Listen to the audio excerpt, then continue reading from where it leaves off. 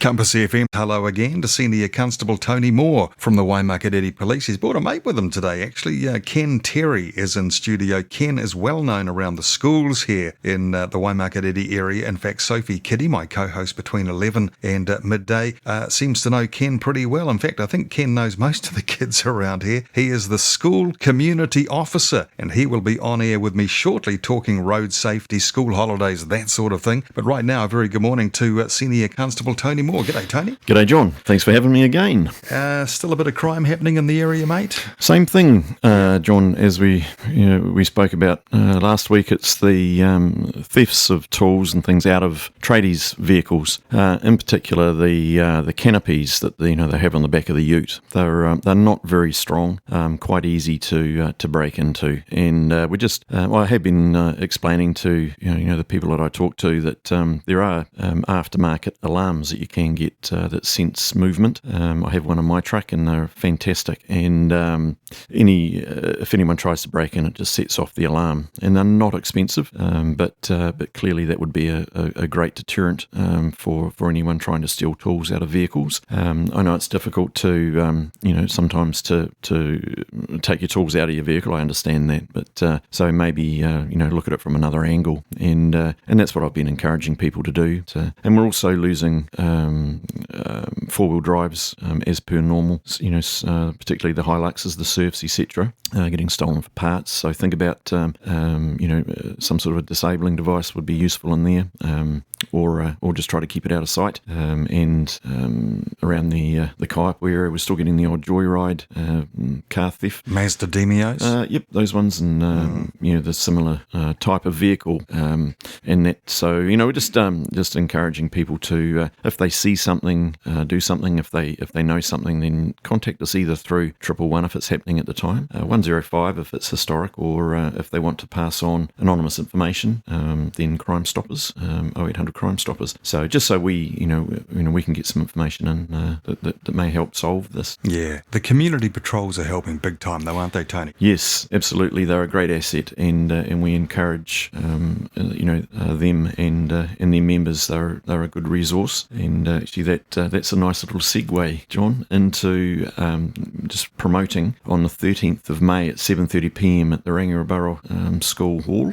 We're having a promotional evening for Rangiora community patrols and neighbourhood support, and I'll be there as well doing a crime prevention talk. So we just encourage anyone that's got a bit of spare time that would maybe think about joining one of our community patrols. We have many community patrols in the areas, but also neighbourhood support. If we can set up neighbourhood support groups, just encourage people to keep an eye out for each other.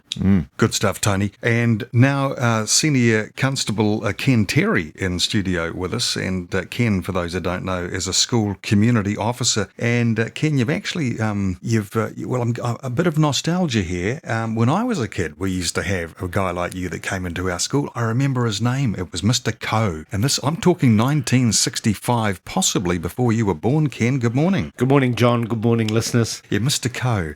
But seriously, though, you're actually probably quite a big part of our young people's lives, and you'll be remembered for all of their lives, no doubt, because, you come in and talk to them about road safety and that sort of thing.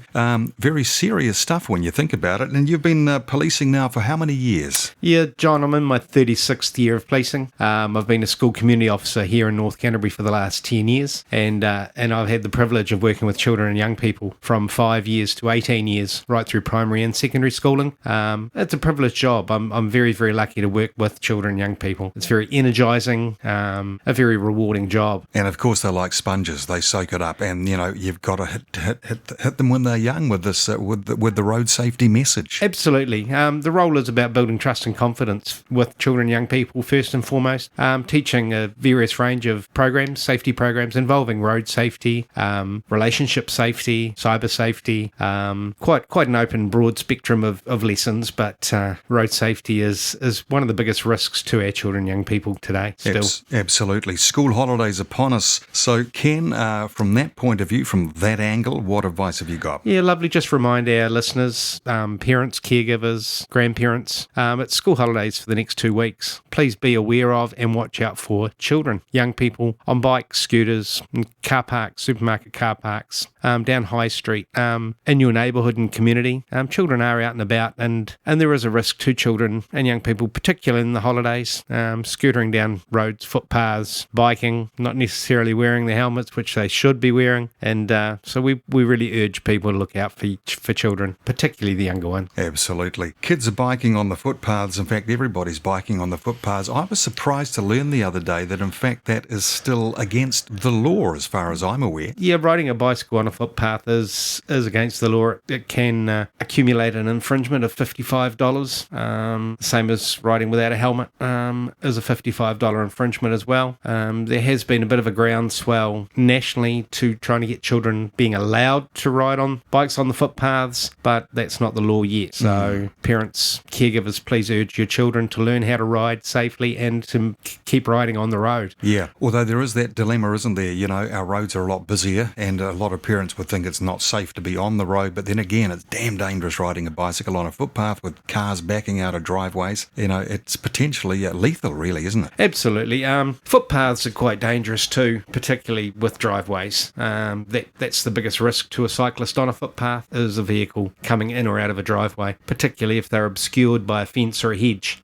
So watch out for those cyclists. Parents, caregivers, please take your kids out cycling, go riding with them, ensure they know the road rules, ensure they are riding safely before you let them ride unsupervised. The age recommendation is 10 for children riding on the road unaccompanied, but that depends on the circumstances and how good a rider or safe a rider that child is. Good stuff, Ken. Lovely to meet you. Ken Terry, everybody, the school community officer here in the Waimakatere area, and also, of course, Senior Constable Tony Moore, who is our regular here from the Waimakatere Police every Tuesday morning. Compass FM.